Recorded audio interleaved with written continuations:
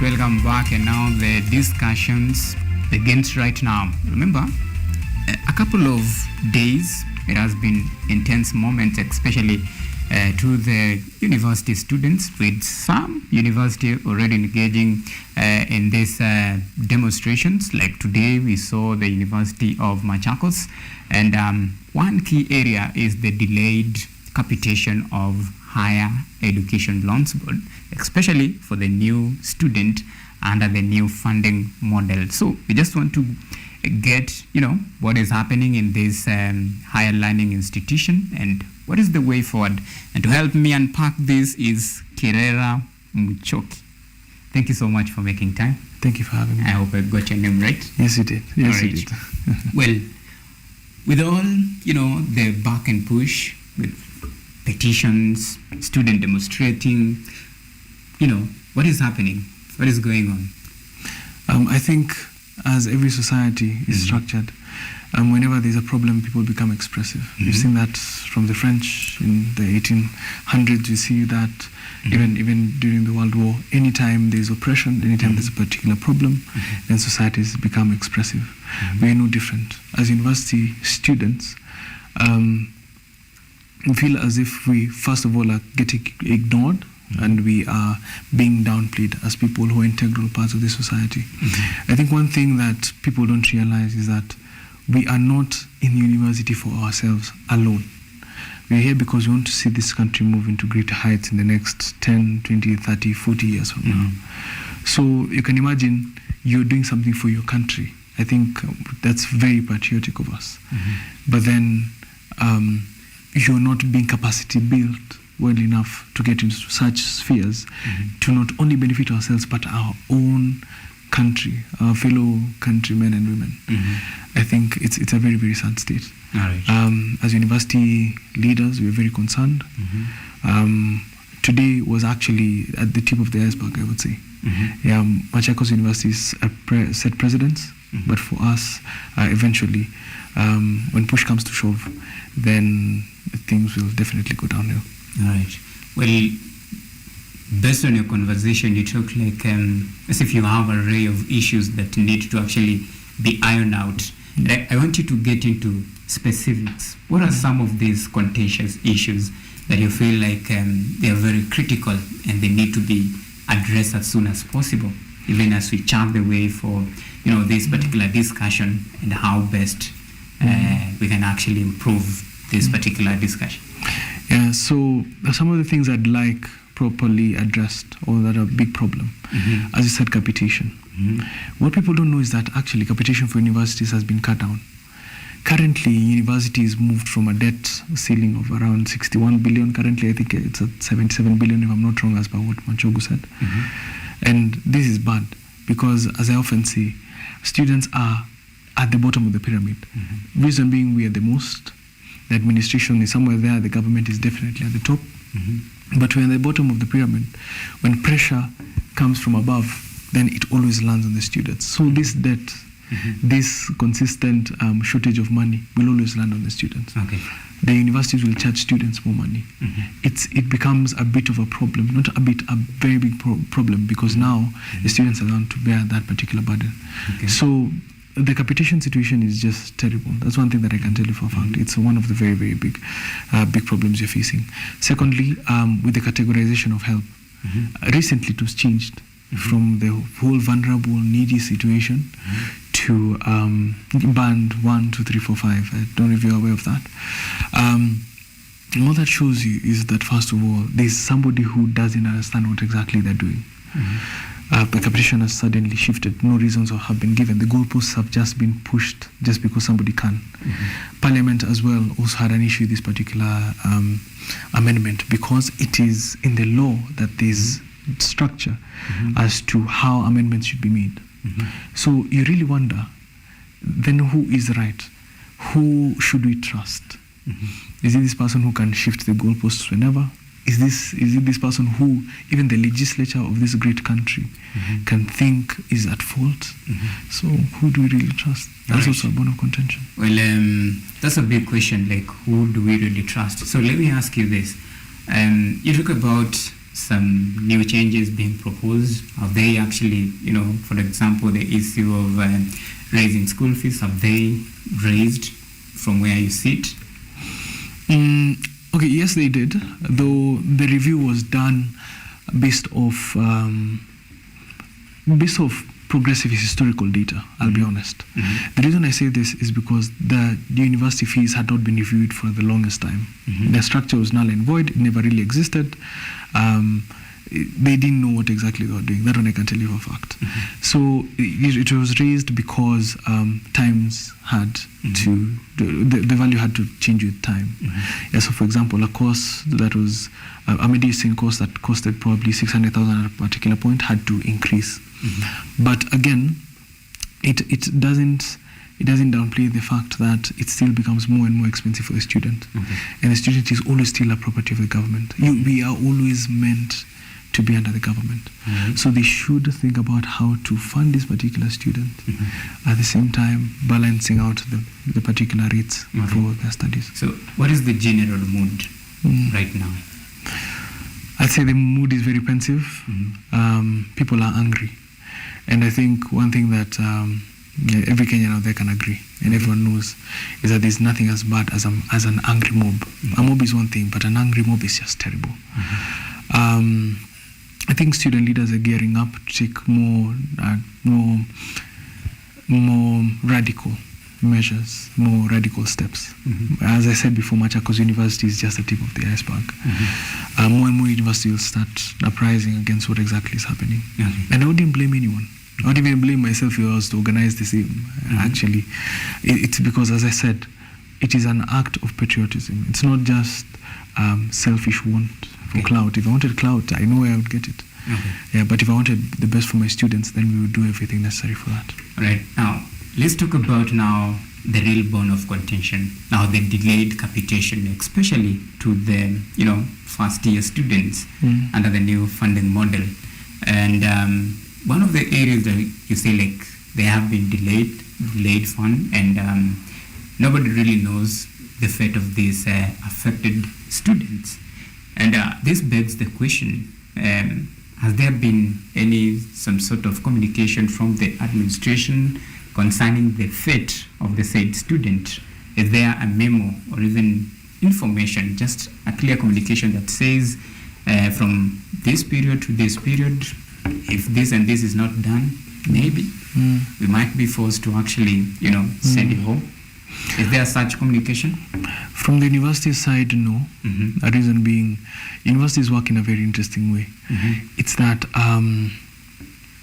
because they're a government entity, they follow regulations. So if the government or the ministry says no student is going to be sent home, even if you are down in debt, the university will not, because you do not bite the hand that feeds you. That's the constraint. We recently got information from some of our officials that the ministry sent a message that these students would be catered for. But again, I just think, yes, they will eventually, but the damage would have already been done. I don't think capitation is something that should be dealt with as it is being dealt with as of now. Yeah. Well, for me, now this begs the question again. If there is any sort of communication that will actually, jeopardize the fate of the said student, then why go on street and mount this aggression? And yet the student are safe in school and nobody is sending them home. Why go out there and actually plan these demonstrations? It's because at the end of the day, what you also need to look at is that HELB does not necessarily only cater for university fees. It also caters for upkeep. These students are really, there are some students who are really struggling. There are some orphans, there are people who have parents who are working extra hours to just be able to cater for them. So it's the university part is a tip of the iceberg. It's generally even these students' well-being, even mentally.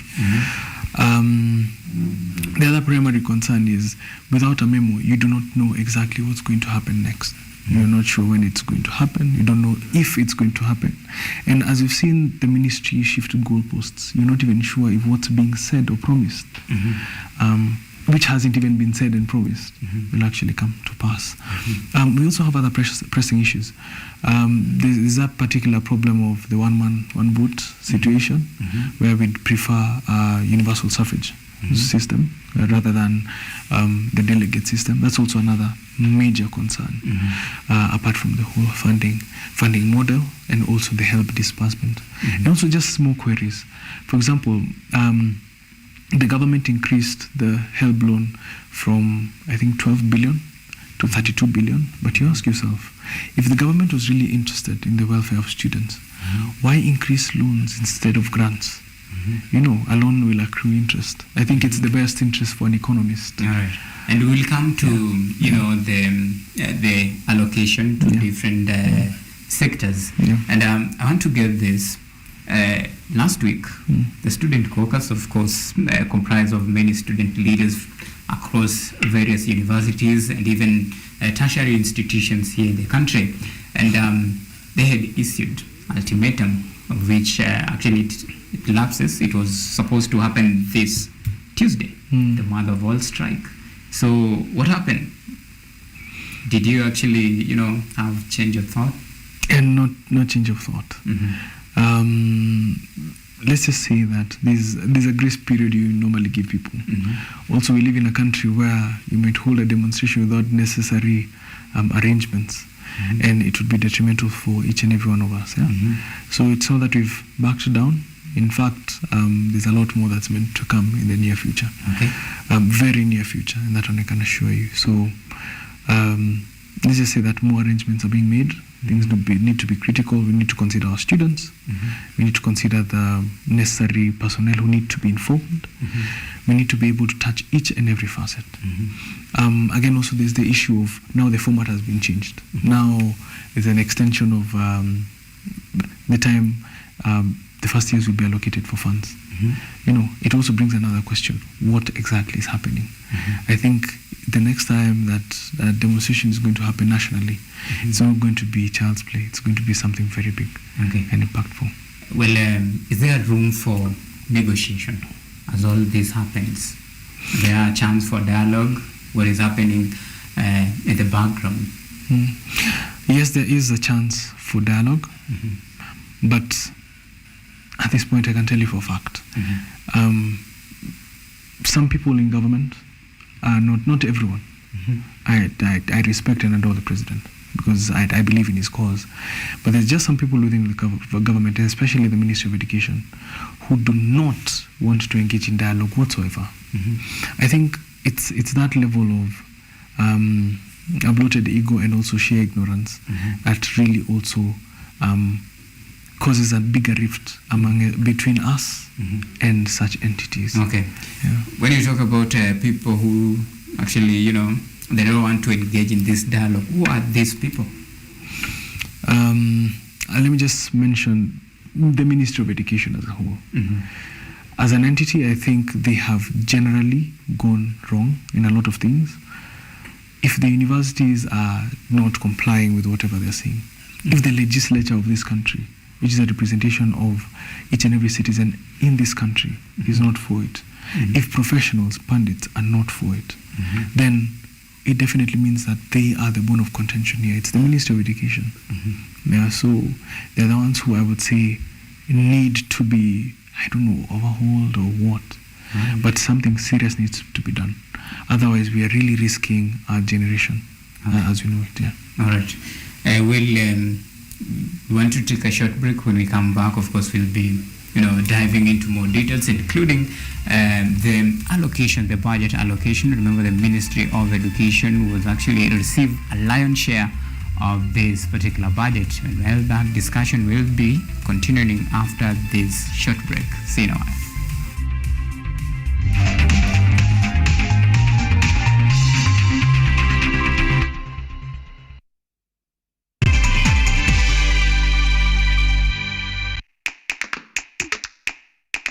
Baada ya tunatafuta kazi, tunaweza kuanzisha miradi yetu ambayo ingetusaidia kubadilisha maisha ya wazazi wetu. Kwa vijana wenzangu, wengi hawana kazi, lakini ikiwa sisi wenyewe tutajiamini, tunaweza kujiajiri wenyewe. Afrika kwa kweli tuna mahitaji ambayo ukiyasuluhisha unaweza kuathiri watu kwenye bara hili bila woga.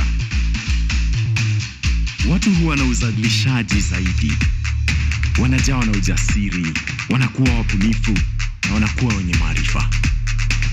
Niliamua kuacha kazi, hata kama sitafanikiwa, nitakuwa nimejaribu, nitakuwa najua haiwezekani. Hakuna kitu cha ajabu hapa. Kila anayepata ufanisi hufanya kazi usiku na mchana. Kitu kitakusukuma na kuwezesha kupata maarifa ambayo hukuwa nayo. Tunajaribu kutengeneza kitu kitakachopita mipaka ya nchi hii. Ikiwa unataka kubadilisha ulimwengu, anza na nyumbani.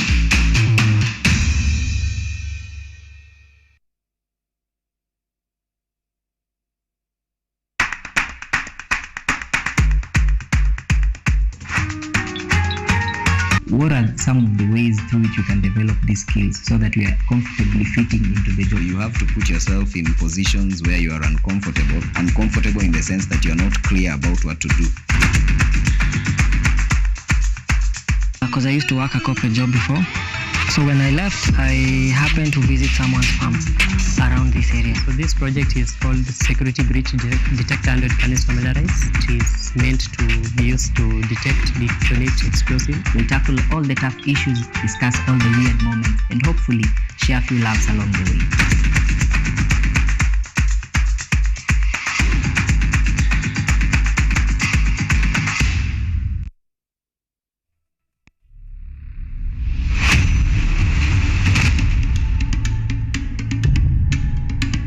Kipindi hewani ni mitindo ya kipwani. Kama ilivyo kipindi hiki kinahusu nyimbo za taarab, chakacha, midwara, midundiko, bila kusahau mapishi. Ambao ndio uti wa mgongo wa pwani ya Afrika Mashariki. Jamani swaibu zangu mliopo maskani, hatuonani wenzangu, najua mwanitamani. Hapa KUTV, nahodha mwendesha chombo cha baharini, yani ua linalunukia na kuvutia waridi tamu.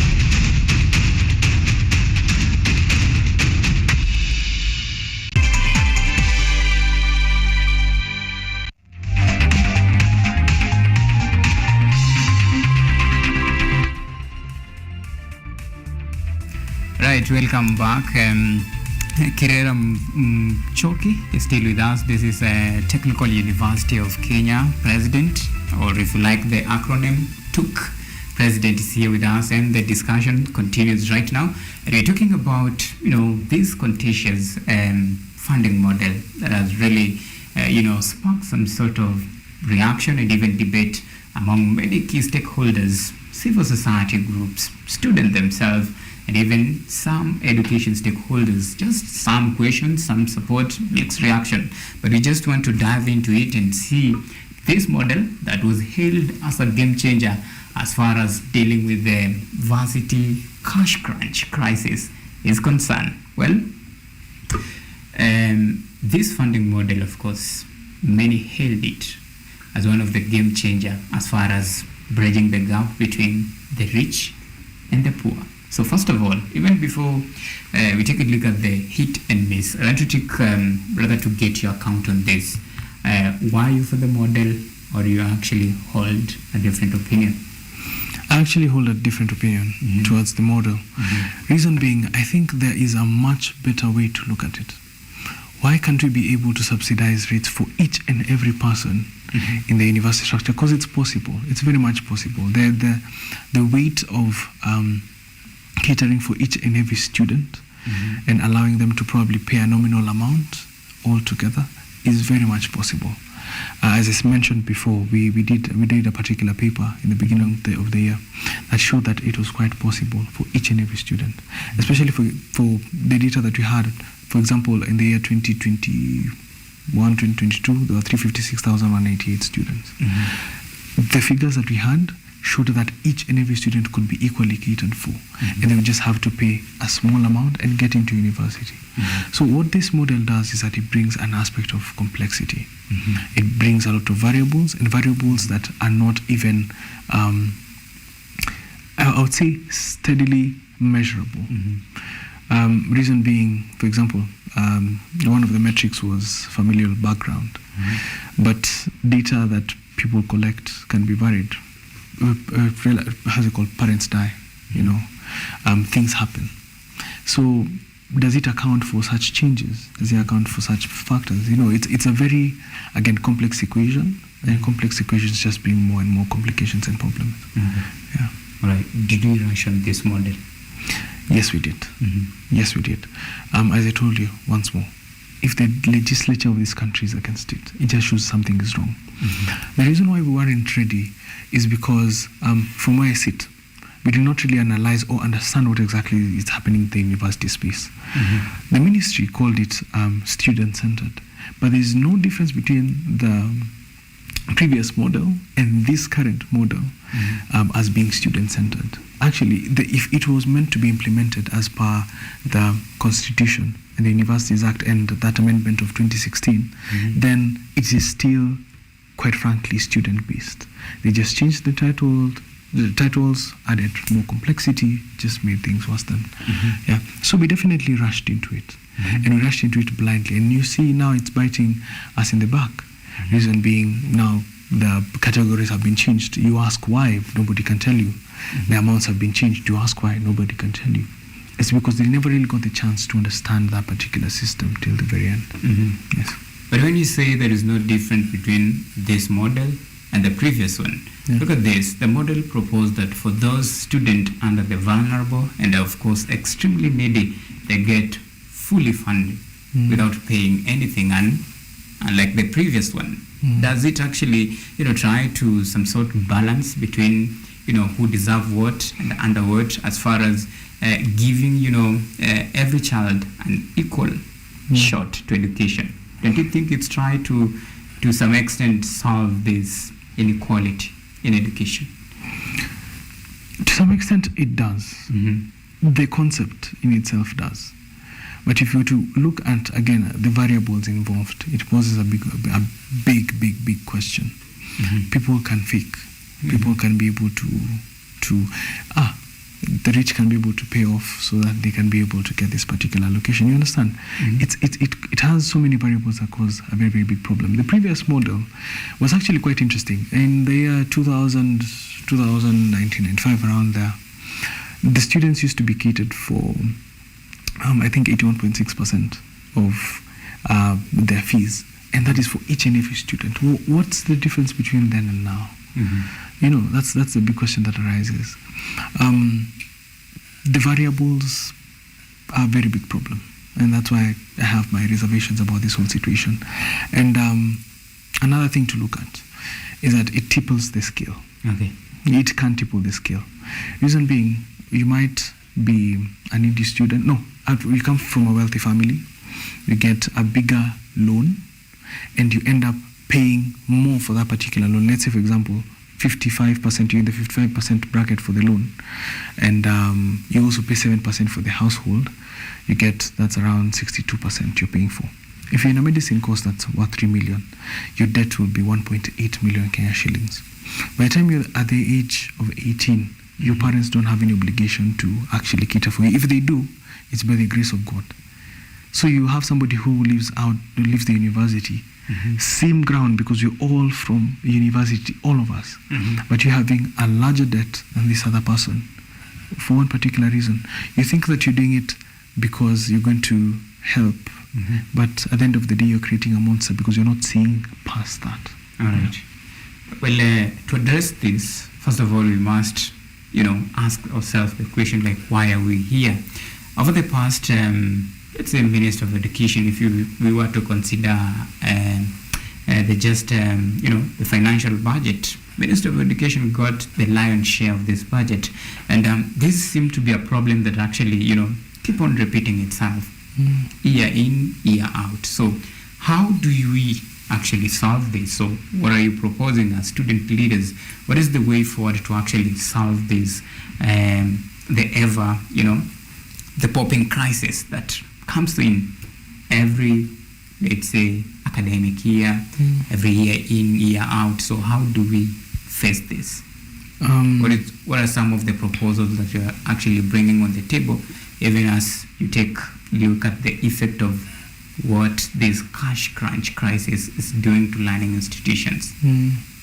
I think, first of all, they really need to evaluate everything. And again, my issue is with the Ministry of Education. Implementation is a critical problem in that ministry. All right. They will say this, they will preach, preach water, take wine.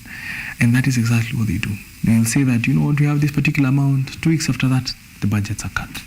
University budgets are cut. That's what people don't know. Universities are still going to continue going into debt. Even if they talk about writing off debt, there was a Gazette notice from last year, I think September, saying that the government proposed to write off debt by selling assets for the universities. It was a good initiative, but who sells assets to write off debts? And debts that are consistently caused by the lack of money being transferred to universities. It doesn't make sense. So implementation and the leadership of the ministry is just the first thing that needs to be solved. I think that would be the first step, even before anything else.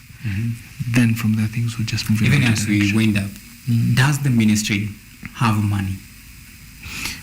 Because you have to look at this angle, like, why are they struggling to fund the universities? Do they have money? My bigger question would be, how many universities or how many university students have been funded the first years? If we can answer that, and currently it's, for example, the help is currently at 0 for the first years, my big question would be, do they have zero amount of money to be able to cater? If they catered for 100,000 and left 50,000, then we would have said, they don't have enough money. Or if they would have catered for 70% of the total amount, they would have said they don't have money. But 0? I think it raises more questions than possible answers we have. All right. Kirera Muchuki. Yes, you got it right. Thank you so much for making time. Your name is a bit confusing, but I've got it right. That is all we had for you this particular evening. As far as this discussion is concerned, it's a matter that we'll keep on following and pursue it to the uttermost core and give it the maximum attention that it deserves. Education cannot wait, as they say. Well, we take